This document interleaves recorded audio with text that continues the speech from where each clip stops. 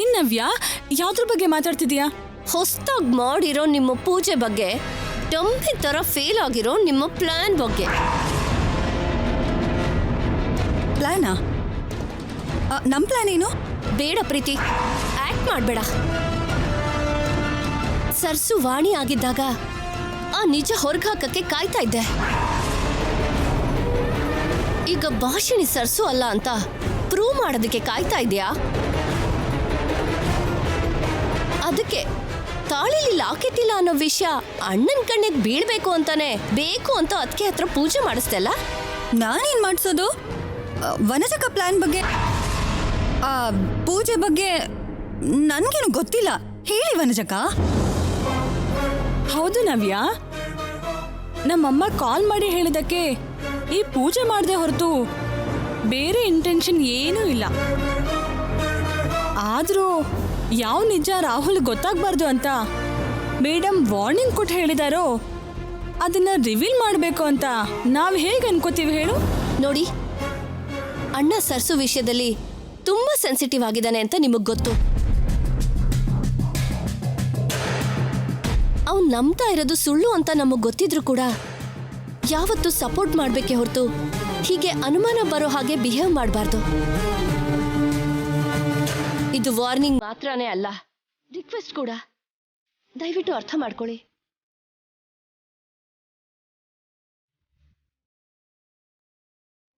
ಇಷ್ಟ ಆಗ್ಲಿಲ್ಲ ಪ್ರೀತಿ, ನಿಜವಾಗ್ಲೂ ಇಷ್ಟ ಆಗ್ಲಿಲ್ಲ. ಪ್ಲಾನ್ ನಂದು, ಪ್ಲಾನಿಂಗ್ ನಂದು. ಎಲ್ಲ ಕ್ರೆಡಿಟ್ ಅವಳು ಯಾಕೆ ನಿನಗೆ ಕೊಡ್ತಾ ಇದ್ದಾಳೆ? ಅಂದ್ರೆ ನನಗೇನೋ ಗೊತ್ತಿಲ್ದಿರೋ ದಡ್ಡಿ ತರ ನೋಡ್ತಿದ್ದಾಳಲ್ವಾ? ನಾನು ಏನೋ ಮಾಡಲ್ಲ ಅನ್ನೋ ಫೂಲ್ ಅನ್ಕೊಂಡಿದ್ದಾಳೆ. ಅಂದ್ರೆ ನವ್ಯಗೆ ನಮ್ ಹಿಸ್ಟ್ರಿ ಮಿಸ್ಟ್ರಿ ಗೊತ್ತಿರೋದಕ್ಕೆ ಹಾಗೆ ಮಾತಾಡದ್ಲು ವನಜಕ್ಕ. ಆದ್ರೂ ಮ್ಯಾಟರ್ ಇವಾಗ ಅದೇನಾ? ಹೌದು, ಅದೇ. ಪಟ್ಟಿರೋ ಕಷ್ಟಕ್ಕೆ ಪ್ರತಿಫಲ ಸಿಗ್ಲಿಲ್ಲ ಅಂದ್ರೂ ಪರವಾಗಿಲ್ಲ, ಆದ್ರೆ ಹೋಗ್ಲಿಕ್ಕೆ ಬರ್ಲಿಲ್ಲ ಅಂದ್ರೆ ನಾನು ಫೀಲ್ ಆಗಿ ಹೋಗ್ತೀನಿ. ವನಜಕ್ಕ, ನಿಮ್ ಫೀಲಿಂಗ್ಸ್ಗೆ ಒಂದ್ ದೊಡ್ಡ ನಮಸ್ಕಾರ. ಮೊದ್ಲು ಆ ಭಾಷಣಿನ ಹೇಗ್ ಹೊರಗಡೆ ಕಳಿಸ್ಬೇಕು ಅಂತ ಯೋಚನೆ ಮಾಡಿ. ಹೇಗ್ ಕಳ್ಸೋದು ಪ್ರೀತಿ? ನೋಡ್ದೆ ಅಲ್ವಾ, ಮೇಡಮ್ ಸಪೋರ್ಟ್ನ ಬ್ರೇಕ್ ಮಾಡೋವರೆಗೂ ಅವಳನ್ನ ನಾವ್ ಏನೂ ಮಾಡಕ್ಕಾಗಲ್ಲ. ಆದ್ರೂ ಇಷ್ಟು ಕಡಿಮೆ ಟೈಮಲ್ಲಿ ಆ ಲಾಕೆಟ್ ಹೇಗ್ ಬಂತು ಅಂತೀಯಾ? ಯಾಕೆ ಬರಲ್ಲ? ಅಲ್ಲಿರೋದು ದ ಗ್ರೇಟ್ ವಾಗ್ದೇವಿ ಅವರು. ಲಾಕೆಟೇ ಅಲ್ಲ, ಮಗ ಕೇಳ್ಕೊಂಡ್ರೆ ಕ್ಷಣದಲ್ಲೇ ರಾಕೆಟ್ನ ಕೂಡ ತರಿಸ್ಕೋತಾರೆ. ರಾಕೆಟಾ? ತಗೊಂಡ್ ಬರಕ್ ಹೇಳು ಪ್ರೀತಿ. ಆ ಭಾಷಣಿನ ಹತ್ಸಿ ಮಾಸಿ ಕಳ್ಸ್ಬಿಡೋಣ. ಅವಾಗಿದ್ದವರಿಗೆ ರಿಸರ್ಚ್ಗೂ ಕೆಲ್ಸಕ್ಕೆ ಬರುತ್ತೆ, ನಮಗೆ ರಿಲೀಫು ಆಗಿರುತ್ತೆ.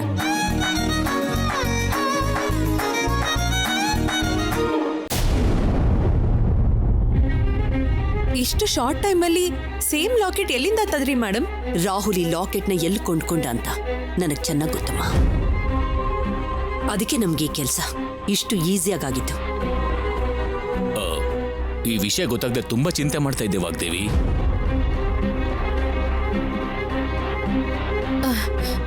ನನ್ಗಂತೂ ಈ ಲಾಕೆಟ್ ಕಾಣಿಸ್ತಾ ಇರೋ ಕ್ಷಣದಿಂದಾನು ಮತ್ತೆ ನನ್ ಕತ್ತಿಗೆ ಬರೋವರೆಗೂ ಯಾವಾಗ ಏನಾಗುತ್ತೋ ಅಂತ ಭಯದಲ್ಲೇ ಒದ್ದಾಡ್ತಿದ್ದೆ.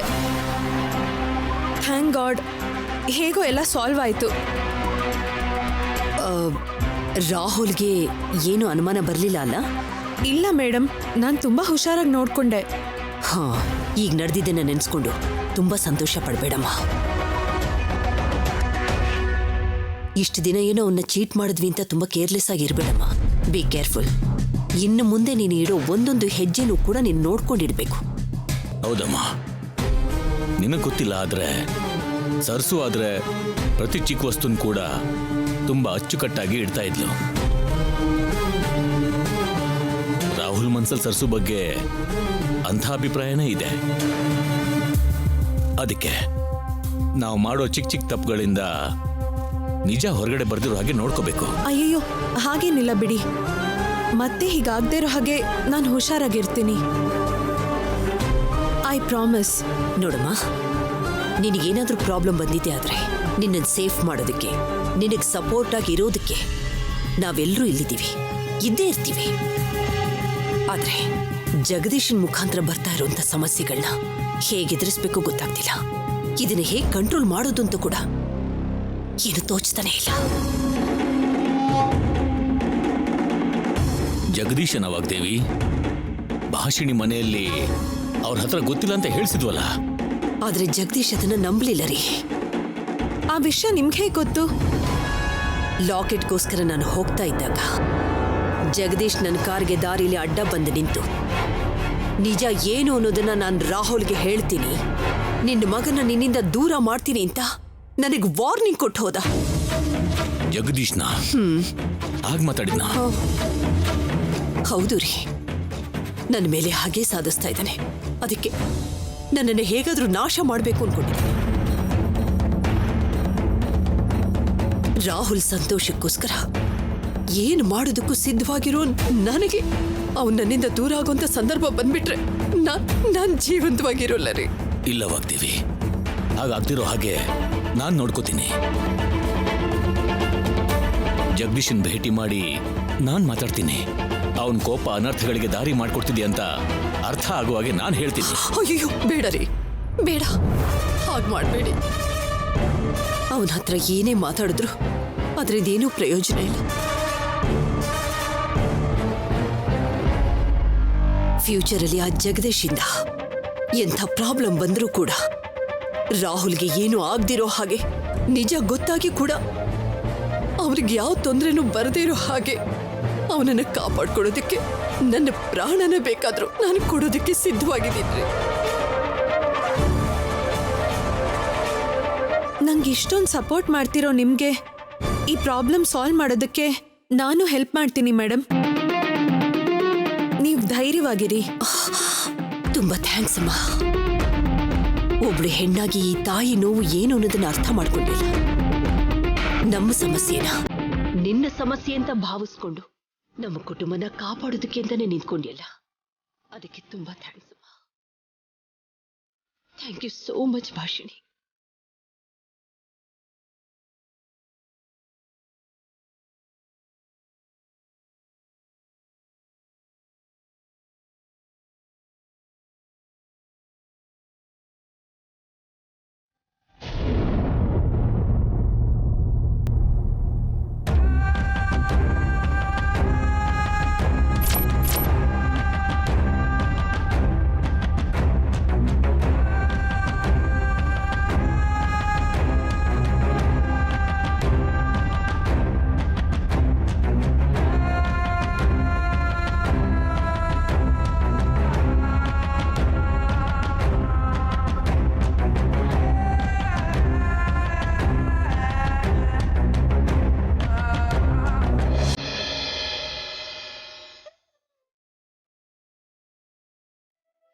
ಆಕಾಶದಲ್ಲಿರೋ ಚಂದ್ರ ಯಾರು ಎಲ್ಲಿಗೆ ಹೋದ್ರು ಹಿಂದೆನೆ ಬರ್ತಿರೋ ಹಾಗೆ ಕಾಣಿಸುತ್ತೆ.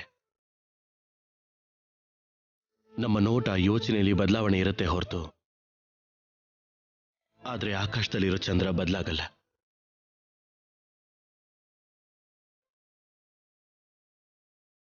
ಸರಸು ವಿಷಯದಲ್ಲಿ ನಾನು ಅದೇ ರೀತಿ ಭ್ರಮೆಲಿದ್ದೇನೆ.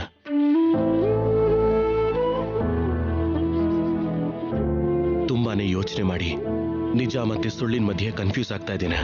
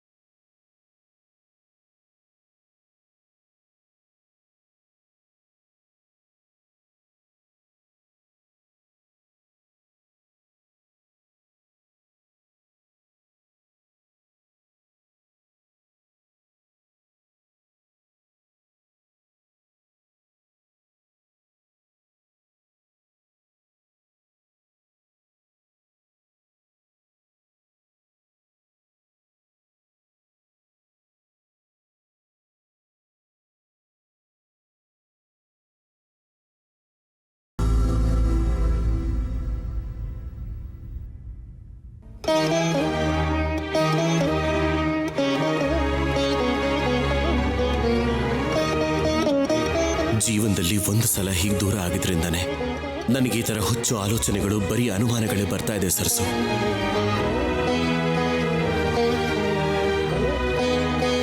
ಇನ್ಯಾವತ್ತಿಗೂ ನನ್ನನ್ನು ಬಿಟ್ಟು ಯಾವುದೇ ಕಾರಣಕ್ಕೂ ದೂರ ಹೋಗ್ಬೇಡ. ಹೋಗೋದಕ್ಕೂ ನಾನು ಬಿಡಲ್ಲ. ಈಗಲೇ ನಿನ್ನ ಸೀರೆಯನ್ನ ನನ್ನ ಕೈ ಕಟ್ಕೋತೀನಿ.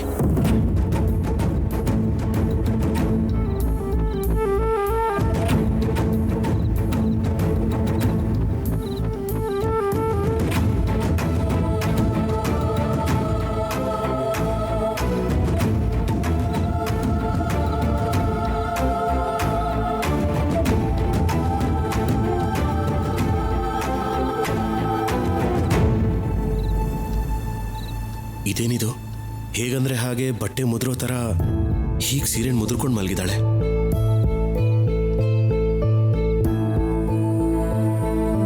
ನನ್ ಸರಸುನೇ ಅಲ್ವಾ? ಮತ್ತ್ಯಾಕೆ ಸೀರೆನ ಹೀಗೆ ಸುತ್ಕೊಂಡಿದ್ದಾಳೆ? ಓ, ಇವಳು ಹೆಲ್ತ್ ಬೇರೆ ಸರಿ ಇಲ್ವಲ್ಲ. ಮೇ ಬಿ ಇಬ್ರು ಒಂದಾದ್ರೆ ಯಾವ ಪ್ರಾಬ್ಲಮು ಆಗ್ಬಾರ್ದು ಅಂತ ಇರಬೇಕು. ಖಂಡಿತ ಅದೇ ಯೋಚನೆ ಮಾಡಿರ್ತಾಳೆ.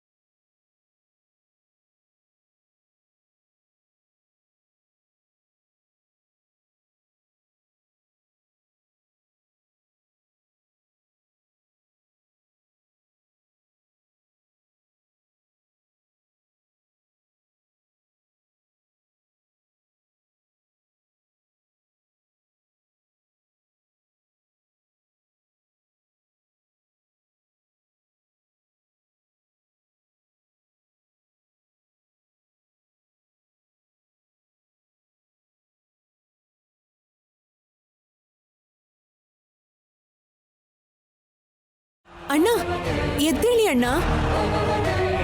ಅಣ್ಣ, ದಿನ ಡ್ರಾಪ್ ಮಾಡ್ತಿದ್ರಲ್ಲ, ಇವ್ರಿಗೇನಾಗಿದೆ ಇವತ್ತು? ಅಣ್ಣ, ಎದ್ದೇಳಿ ಅಣ್ಣ. ಅಣ್ಣ, ಇವ್ರು ಹೇಳೋ ಥರ ಕಾಣಿಸ್ತಿಲ್ಲ. ಈಗಲೇ ಲೇಟ್ ಆಗೋಗಿದೆ. ಯಾವ್ದಾದ್ರೂ ಆಟೋನೋ ಕ್ಯಾಬಲ್ಲೋ ಹೋದ್ರೆ ಬೆಟರು.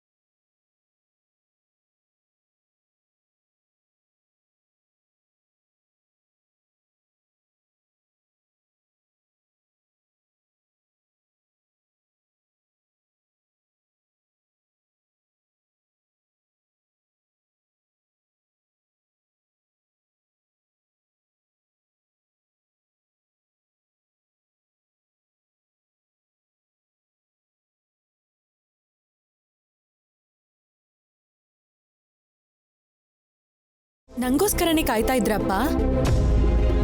ಸಾರಿ, ಸ್ವಲ್ಪ ಲೇಟ್ ಆಯ್ತು. ಪ್ರತಿದಿನ ಹೀಗೇನೆ ಲೇಟ್ ಆಗ್ತಿತ್ತಲ್ಲ, ಯಾಕಮ್ಮ? ಅಂದ್ರೆ ಕೆಲವು ದಿನಗಳಿಂದ ಸ್ಪೆಷಲ್ ವರ್ಕ್ ಕೊಟ್ಟಿದ್ದಾರೆ ಅಪ್ಪ. ಅದನ್ನ ಫಿನಿಶ್ ಮಾಡಿ ಬರೋದಕ್ಕೆ ಇಷ್ಟು ಟೈಮ್ ಆಗ್ತಿದೆ. ನೀವು ಹೋಗಿ ಮಲ್ಕೊಳ್ಳಿ ಅಪ್ಪ. ನನಗೂ ತುಂಬಾ ಟಯರ್ಡ್ ಆಗಿದೆ, ನಾನು ರೆಸ್ಟ್ ತಗೋತೀನಿ. ಅದಲ್ಲಮ್ಮ, ಊಟ. ನೀನ್ ಊಟ ಮಾಡ್ದೆ ಮಲ್ಗೋದಕ್ಕೆ ನಾನ್ ಬಿಡೋದಿಲ್ಲ. ಟೈಮಿಗೆ ಊಟ ನಿದ್ದೆ ಇಲ್ದೆ ಮುಖ ನೋಡು ಹೇಗಾಗಿದೆ ಅಂತ. ಕೂತ್ಕೋ. ಅಮ್ಮ, ನಂಗೆ ಹಸುವಿಲ್ಲಮ್ಮ. ನೀನ್ ಹಸುವಿನ ಬಗ್ಗೆ ನನಗೆ ಹೇಳ್ತಿದ್ಯಾ? ಯಾವಾಗ ತಿಂತ್ಯೋ ಏನ್ ತಿಂತ್ಯೋ ಗೊತ್ತಿಲ್ಲ. ಅಂಥದ್ರಲ್ಲಿ ಹಸುವಿಲ್ಲ ಅಂದ್ರೆ ನಾನ್ ನಂಬ್ತೀನಾ? ಅಕ್ಕ, ಅಮ್ಮನ್ಗೆ ನೀನು ಏನ್ ಹೇಳಿದ್ರು ಎಷ್ಟೇ ಹೇಳಿದ್ರು ಸರಿ. ಊಟ ಇಲ್ಲ ಅಂತ ಹಸ್ಕೊಂಡಿದ್ರೆ ಸಾವಿತ್ರಮ್ಮ ಇಂದ ಸೀತಮ್ಮ ಆಗಿ ಯಾರ ಮಾತು ಕೇಳಿಸ್ಕೊಳಲ್ಲ. ಏಯ್, ನೀನ್ ಬಾಯಿ ಮುಚ್ಕೊಂಡು ಓದ್ಕೊಳೆ.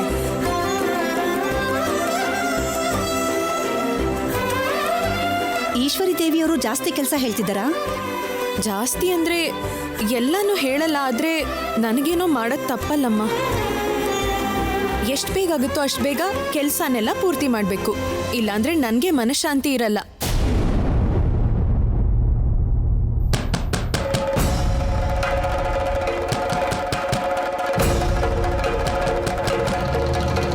ಈ ಟೈಮಲ್ಲಿ ಯಾರಮ್ಮ?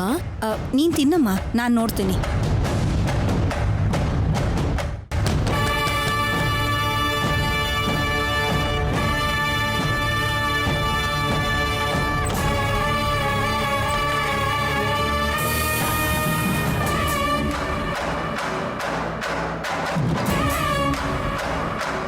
ನೀನೇನು ಮತ್ತೆ ಬಂದಿದ್ಯಾ? ನನ್ ಸರಸು ಬಂದಿದ್ದಾಳೆ. ಸರ್ಸುನು ಇಲ್ಲ ಪರ್ಸುನು ಇಲ್ಲ, ಹೋಗಯ್ಯ. ಒಂದ್ಸಲ ನಿಮ್ ಮಗಳನ್ನ ಕರೀರಿ.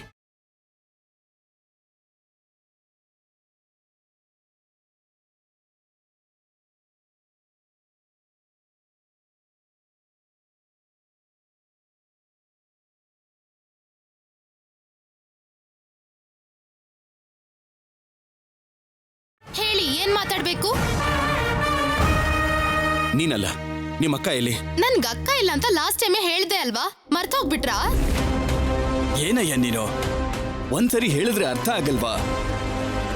ಯಾಕೆ ಹೀಗೆ ಯಾವ್ಯಾವ್ದೋ ಟೈಮಲ್ಲಿ ಬಂದು ನಮ್ ಪ್ರಾಣ ತೆಗಿತೀಯ? ಸರಸು ನನ್ ಪ್ರಾಣ ಸರ್. ನಾನು ಅವಳಿಗೋಸ್ಕರನೇ ಇಲ್ಲಿಗೆ ಬಂದಿರೋದು. ಆ ಹುಡುಗಿನ ಯಾವತ್ತಾದ್ರೂ ಇಲ್ಲಿ ನೋಡಿದ್ಯಾ? ಇಲ್ಲ. ಹೋಗ್ಲಿ, ಮನೆಗ್ ಬರೋದನ್ನಾದ್ರೂ ನೋಡಿದ್ಯಾ? ಇಲ್ಲ. ಇಲ್ಲ ಅಂದ್ಮೇಲೆ ಇಲ್ಲಿಗೆ ಯಾಕೆ ಬರ್ಬೇಕು, ಯಾಕೆ ಹುಡುಕ್ಬೇಕು? ಮರ್ಯಾದೆಯಿಂದ ಇಲ್ಲಿಂದ ಹೊರಟೋಗು. ನಾನು ನನ್ನ ಸರಸು ಹತ್ರ ಮಾತಾಡೋವರೆಗೂ ಇಲ್ಲಿಂದ ಹೋಗೋದೇ ಇಲ್ಲ. ನಿಮ್ಮನ್ನ ಕೇಳಿದ್ರೆ ನನಗೆ ಬೇಕಾಗಿರೋ ಉತ್ತರ, ಸಿಗ್ಬೇಕಾಗಿರೋ ಕ್ಲಾರಿಟಿ ಯಾವತ್ತಿಗೂ ಸಿಗೋದಿಲ್ಲ. ನಾನೇ ಹೋಗಿ ನೋಡ್ತೀನಿ. ಏನು ಹೋಗಿ ನೋಡು? ಜಾಗ ಬಿಡಿ. ಏಯ್, ನಿಂತ್ಕೊಳ್ಳಯ್ಯ. ಸರಸು, ನಿಂತ್ಕೋ. ಸರಸು ನಿಂತ್ಕೊಳ್ತಿದ್ದೀನಲ್ಲ, ಎಲ್ಲಿದ್ಯಾ? ನಿಂತ್ಕೊಳ್ಳಪ್ಪ. ಸರಸು, ನೀವು ನಿಂತ್ಕೊಳ್ಳಪ್ಪ. ಜಾಗ ಬಿಡಿ. ಅಯ್ಯೋ, ಸರಸು, ಅಯ್ಯೋ, ಏನಪ್ಪ ಇದೆಲ್ಲ? ಸರಸು ಎಲ್ಲಿದ್ಯಾ? ನಿಮ್ಗೆ ಅರ್ಥ ಆಗ್ತಾ ಇಲ್ಲ. ಸರ್ಸು